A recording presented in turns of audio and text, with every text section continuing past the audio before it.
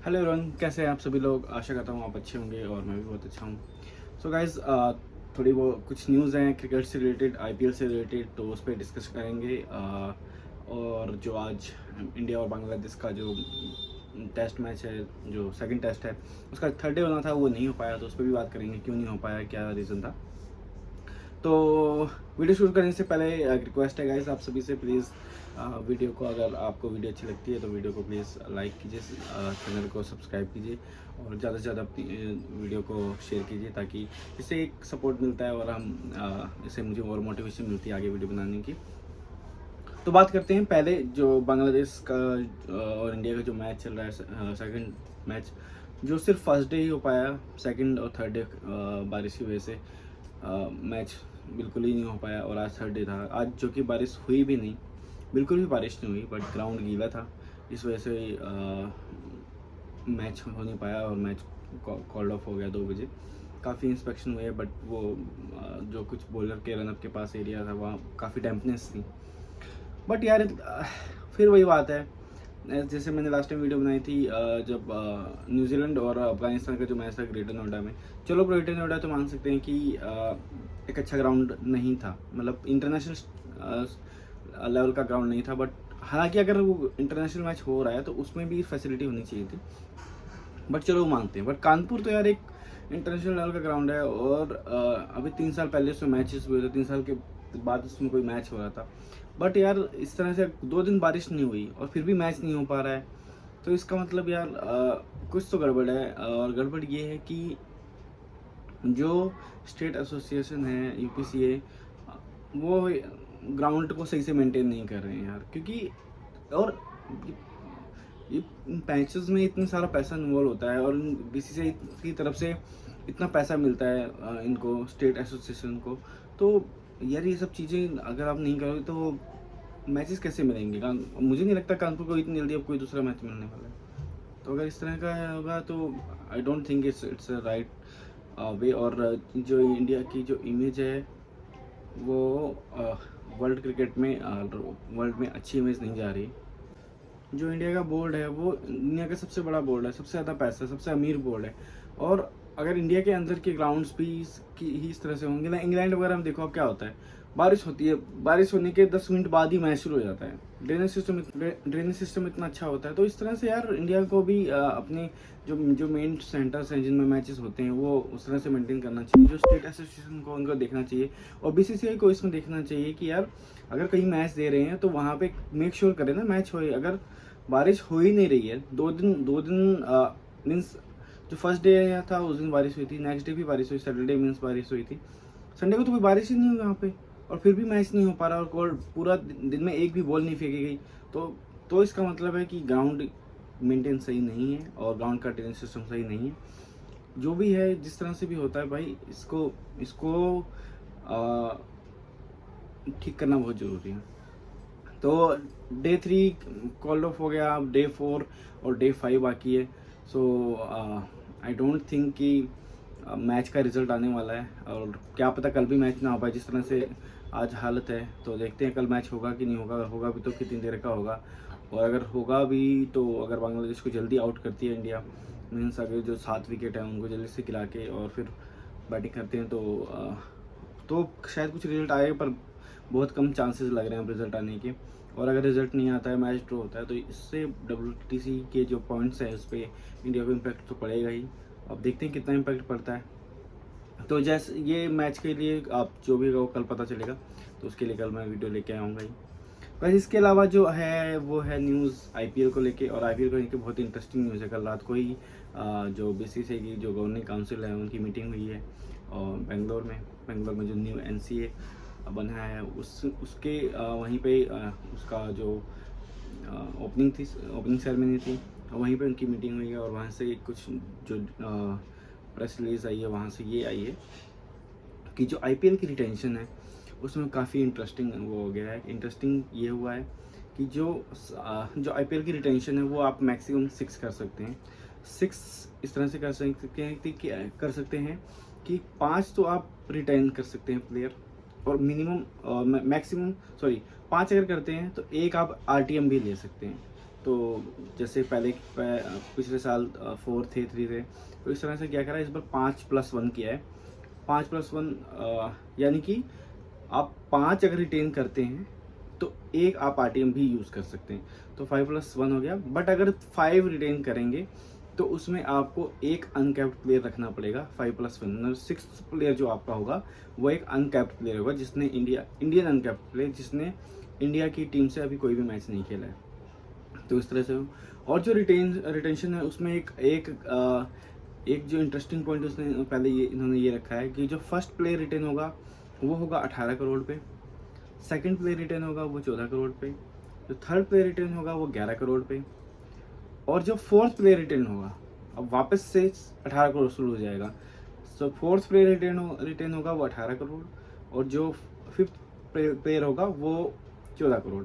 तो जैसे अगर मुंबई इंडियंस चाहेगी कि बुमराह, सूर्य कुमार यादव, रोहित शर्मा, हार्दिक पांड्या और ईशान किशन सबको रिटेन कर ले, टिम डेविड सबको रिटेन कर ले, तो अगर वो ऐसा करते हैं तो मान लो अगर वो बुमराह को फर्स्ट पे रखते हैं, सूर्य कुमार यादव को सेकंड पे रखते हैं, थर्ड पे ईशान किशन को रखते हैं, तो बुमराह को 18 करोड़, सूर्य कुमार यादव को 14 करोड़, 11 करोड़ ईशान किशन को, और फिर वापस से अगर रोहित शर्मा को फिर 18 करोड़ दे देते हैं, और टिम डेविड को मान लो 14 करोड़ दे देते हैं, तो कुल मिला के ये हो जाएगा 75 करोड़। और जो इनका एक, जैसे 5 प्लेयर रिटेन कर रहे हैं तो एक प्लेयर और इनको रिटेन करना पड़ेगा, वो होगा अनकैप्ड प्लेयर, वो उनको रिटेन करना पड़ेगा कम से कम 4, जो उसमें जो आप जा सकते हैं 4 करोड़ तो देना ही होगा। तो 79 करोड़ जो पर्स है वो खाली हो जाएगा। और जो इस बार पर्स है वो बढ़ा के किया गया है 120 करोड़, तो पहले 100 करोड़ था वो बढ़ा के कर दिया 120, यानी कि 120 करोड़ में से ऑक्शन किया जा सकता है।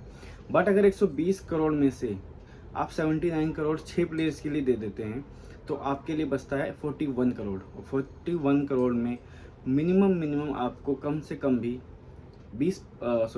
6 प्लेयर आ गए ना, तो आपको 12 से 13 प्लेयर तो चाहिए ही चाहिए मिनिमम, क्योंकि 18 प्लेयर टीम में होने ही चाहिए। वैसे 25-26 रख सकते हैं, 25 रख सकते हैं, बट 18 तो होने ही चाहिए, मिनिमम है 18 प्लेयर।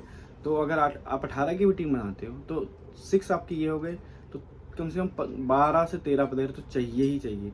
और ये मुश्किल होगी उस टाइम पे, क्योंकि जब सभी के पास पर्स होगा, सभी के पास 100 करोड़ 120 करोड़ अगर उनके पास बचा होगा, तो जैसे पंजाब अपने सारे प्लेयर अगर रिलीज़ कर देती है और वो ऑक्शन में आते हैं, तो ओबियसली बात है ना, वो प्लेयर के पीछे भागेंगे, और प्लेयर के पीछे भागेंगे तो प्लेयर का जो प्राइस है वो बढ़ेगा, प्राइस बढ़ेगा तो फिर कैसे टीम बनाएंगे। तो एक बहुत क्रिटिकल और वो बहुत ही ट्रिकी सिचुएशन बना दी है कि जो फ्रेंचाइजी टीम उनके लिए, कि भाई आप क्या करना चाहते हो, आप रिटेंशन चाहते हो। हाँ, इसमें एक ये काम भी अच्छा किया है कि अगर कोई, जैसे कि कोई टीम है वो रिटेन नहीं कर रही अपनी किसी प्लेयर को, और वो एक भी प्लेयर को रिटेन नहीं कर रही, तो वो 6 आरटीएम यूज़ कर सकते हैं। आरटीएम होता क्या है कि जैसे लेट्स सपोज रोहित शर्मा है, वो मुंबई इंडियंस से खेल रहे थे, मुंबई इंडियंस ने रोहित शर्मा को रिलीज़ कर दिया और रोहित शर्मा ऑक्शन में आ जाते हैं। तो ऑक्शन में अगर बिड होते लेट्स सपोज रोहित शर्मा की जो बोली जाती है वो 16 करोड़ में जाती है, और केकेआर वो बोली फाइनलाइज कर देती है। तो डील फाइनल करने से पहले एक बार मुंबई इंडियंस से पूछा जाएगा क्या आप आरटीएम यूज़ करना चाहते हो, तो वो कहेंगे यस हम यूज़ करना चाहते हैं। जैसे आरटीएम यूज़ करना चाहेंगे वो प्लेयर उठ के, मीन्स रोहित शर्मा उठ के मुंबई इंडियंस के पास आ जाएंगे। तो इस तरह से होगा। तो 6 उसमें जो 6 तो है वो आप चाहे रिटेन कर लो चाहे आरटीएम कर लो, उसमें चाहे कोई भी प्लेयर रख लो, वो इंडियन हो चाहे फॉरेनर हो। हाँ, बस यही है कि एक अनकैप्ड प्लेयर होना जरूरी है, और मैक्सिमम 2 अनकैप्ड हो सकते हैं। तो 6 में मिनिमम 1 अनकैप्ड और मैक्सिमम 2, तो 5+1 या 4+2 कर सकते हैं। ये है। इसके अलावा जो सबसे ज़्यादा इम्पोर्टेंट और सबसे ज़्यादा इंटरेस्टिंग मुझे लगा वो ये लगा कि जो आईपीएल में हर मैच में 7.5 लाख रुपए हर मैच की फीस मिलेगी, चाहे वो एक अनकैप्ड प्लेयर हो, चाहे वो एक बहुत पुराना प्लेयर हो, चाहे वो फॉरेनर हो, चाहे कोई भी प्लेयर हो, उसको 1.5 लाख रुपए पर मैच फीस मिलेगी। तो जैसे अगर कोई 14 मैच खेल रहा है तो करीब 1 करोड़ के करीब मिलेगा, वो उसका जो कॉन्ट्रैक्ट है उसके अलावा मिलेगा। तो लेट्स सपोज अगर विराट कोहली को रिटेन किया गया 18 करोड़ में, तो उसके अलावा 18 करोड़ के अलावा जो कॉन्ट्रैक्ट है उनका, उसके अलावा जो मैच फीस मिलेगी अगर 14 मैच खेलते हैं मिनिमम, क्योंकि जो लीग मैचेस होते हैं 14 मैच होते हैं, 14 मैचेस के कम से कम 1 करोड़ उनको अलग से मिलेंगे। तो एक मैच फीस और ऐड की गई है। इसके अलावा जो फॉरेन प्लेयर्स, जो कुछ प्लेयर्स होते थे तो वो भाग जाते थे कि ऑक्शन हुआ, ऑक्शन कंप्लीट होने के बाद आते नहीं थे, बोलते थे कि भाई जैसे अगर किसी का प्राइस थोड़ा कम हुआ या कुछ भी है, कोई उसको लग रहा है कि यार मैं 10 करोड़ में बिकना चाहिए था और मैं 4 करोड़ में चला गया, तो प्लेयर्स होता है यार इससे अच्छा खेलने से अच्छा मैं घर पे रहता हूँ। जैसे मोस्टली ऑस्ट्रेलियन और इंग्लैंड के प्लेयर करते हैं इस तरह से। तो अगर आप ऐसा कर रहे हैं, कोई भी ऐसा प्लेयर जो ऑक्शन में पिक होता है और उसके बाद वो नहीं आता है, अगर चोट वोट लगने के अलावा या फिर कोई इशू है जो कि उसका एक रिस्पेक्टिव बोर्ड, अगर ऑस्ट्रेलियन प्लेयर है और ऑस्ट्रेलियन बोर्ड कंफर्म करता है कि जो ये रीज़न है जेन्युइन रीज़न है, तो कोई दिक्कत नहीं। बट अगर जेन्युइन रीज़न नहीं है, ऐसे ही पुल आउट कर लेता है, तो वो उस सीज़न और आने वाले दूसरे सीज़न के ऑक्शन में पार्टिसिपेट नहीं कर पाएगा, उसको कोई भी पार्टिसिपेशन नहीं मिलेगी। 2 साल के लिए IPL से बैन होगा वो प्लेयर। तो ये काफ़ी अच्छा है। फिर इसके अलावा दूसरा है कि अगर कोई प्लेयर अपने आप को ऑक्शन में रजिस्टर नहीं करता है, ऑक्शन में रजिस्टर करना पड़ता है हर प्लेयर को अपने आप को, तो ऑक्शन में अगर कोई रजिस्टर नहीं करता है तो वो नेक्स्ट ईयर के ऑक्शन में भी अपने आप को रजिस्टर नहीं कर पाएगा।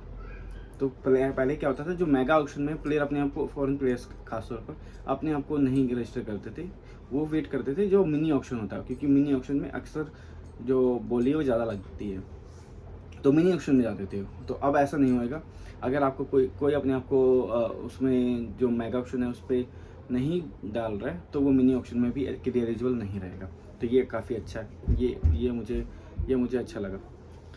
तो इसके अलावा जो IPL की एक जो रूल मुझे सही नहीं लगता वो है जो इम्पैक्ट प्लेयर। मुझे आई डोंट लाइक दैट, और काफ़ी प्लेयर्स ने बोला भी है कि इम्पैक्ट प्लेयर का रूल अच्छा नहीं है, विराट कोहली ने भी बोला था। तो बट कुछ फ्रेंचाइजी चाहती थी इम्पैक्ट प्लेयर, और जो अपना ब्रॉडकास्टर है वो भी चाहता था।